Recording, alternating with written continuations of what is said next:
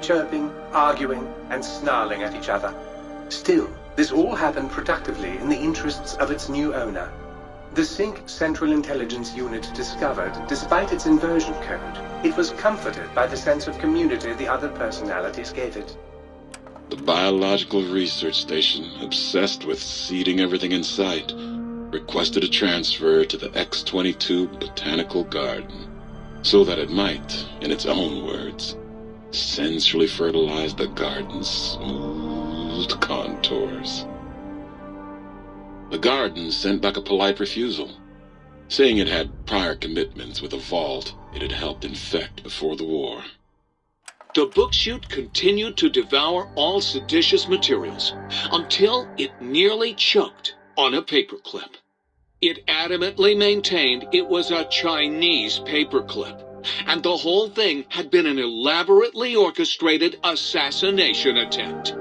Whatever the reason, it slowed down for a while, carefully appraising each document and clipboard that came to it. The light switches continued to bicker and flicker.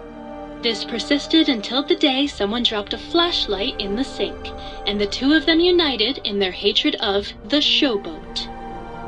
The sink continued to ruthlessly scrub any particulate matter that came near it.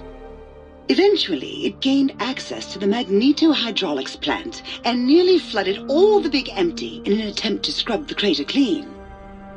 The toaster continued its psychotic spree, reducing all appliances in range to scrap electronics and spare parts. After one of its more psychotic episodes, however, the other Sync personalities decided enough was enough and dumped the toaster in a bathtub. Sparking and hissing, the toaster swore its enemies would rue the day when they had bread and no way to toast it. Muggy did his best to collect coffee cups, although in his quest, he accidentally trapped himself in Higgs Village. It might have been the end for poor Muggy. Except he found it peaceful there, tidying up the kitchens of the think tank professors back when they had been flesh and bone. Well, except for Dr. O, who was an asshole for having created Muggy in the first place. Muggy left O's house deliberately dirty, punishing the dishes and cups that lived there in blind revenge for serving Dr. O.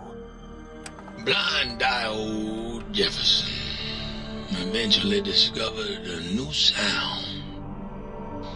Silence.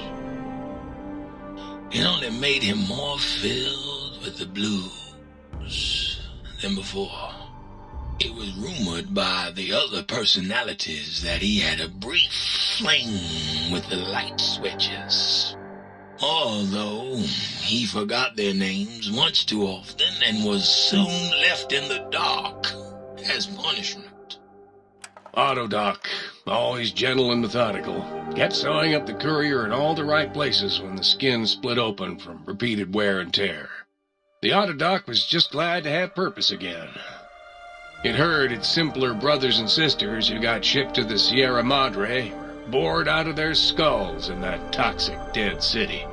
In time, the Autodoc found a way to deactivate the Y-17 trauma harnesses, releasing the corpses they had held prisoner for almost 200 years.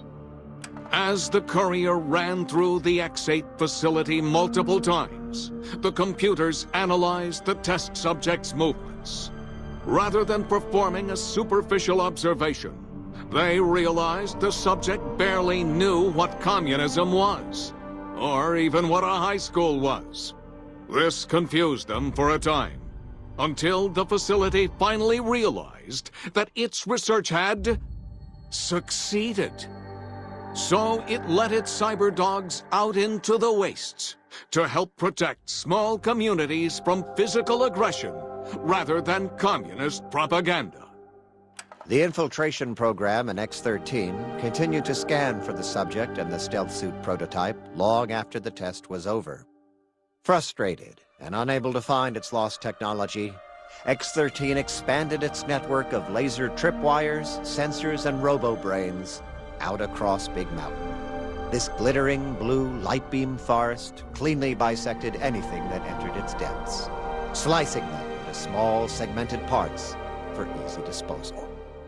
The courier, organs intact, continued onwards, a little less heavy of step, but with all the organs in the right places, as they should be.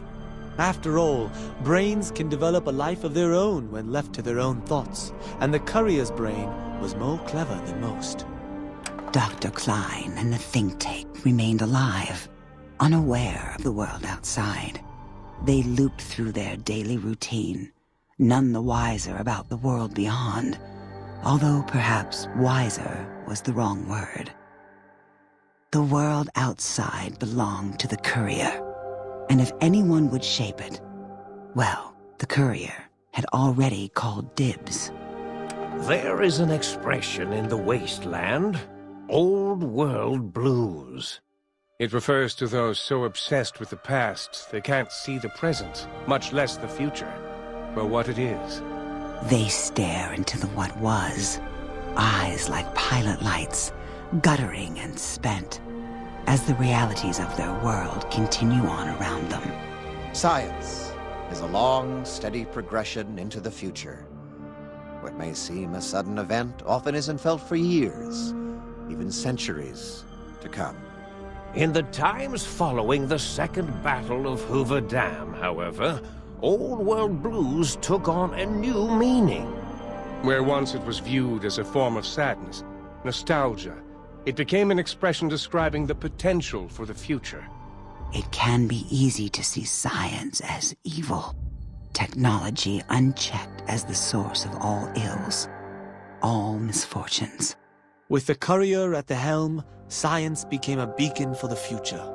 There was old world blues, and new world hope. And hope ruled the day at Big Mountain. We could say more, but the stories in the Big Empty speak for themselves. Now armed with the transportal ponder, the courier could return to the dome at any time and crack open the secrets of the Big Empty one by one. The sink sat vigilant, waiting for its master to return, shoes covered in Mojave dust. Only one road yet remained, and it was one the courier had to walk alone.